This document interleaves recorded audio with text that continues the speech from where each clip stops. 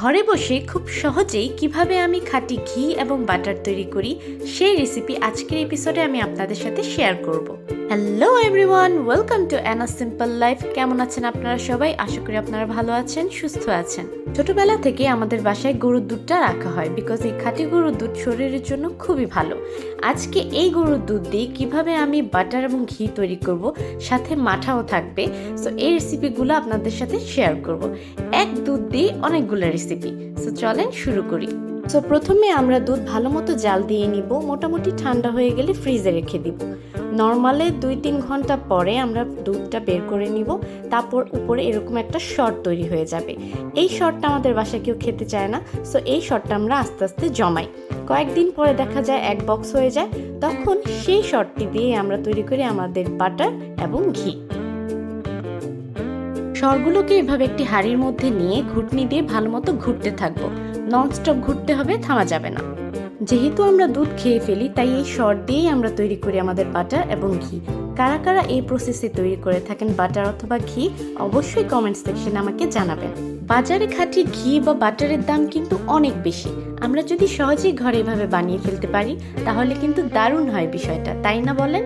সর ঘুরতে ঘুরতে কিছুক্ষণ পর দেখবেন এভাবে জমে আসবে এবং দুধ ছাড়তে থাকবে।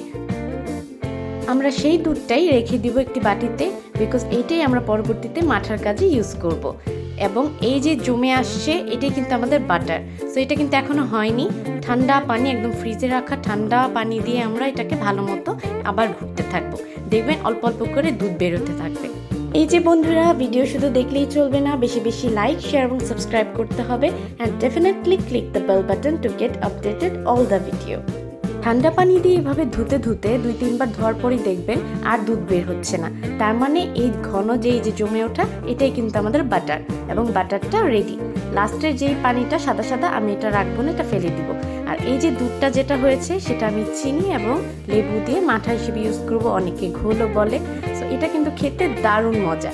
সো আমাদের এই বাটার রেডি। আপনারা চাইলে সকালের নাস্তায় ব্রেড দিয়ে এটা খেতে পারবেন। এবার এই বাটার অল্প আছে আমরা চুলায় চড়িয়ে দিব ঘি তৈরি করার জন্য। কিছুক্ষণ পরপর আমাদের নাড়তে হবে যেন নিচে লেগে না যায় বা পুড়ে না যায়।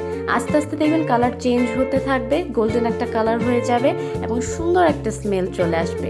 হয়ে যাবে আমাদের এই খাঁটি ঘি। আশা করি আপনারা খুব ইজিলি এখন ঘরে বসে খাঁটি ঘি বা বাটার তৈরি করে ফেলতে পারবেন। আজকে এই পর্যন্তই। ব্লগ আর বাড়াবো না, দেখা হবে আপনাদের সাথে নেক্সট ভিডিওতে। বাই বাই বন্ধুরা।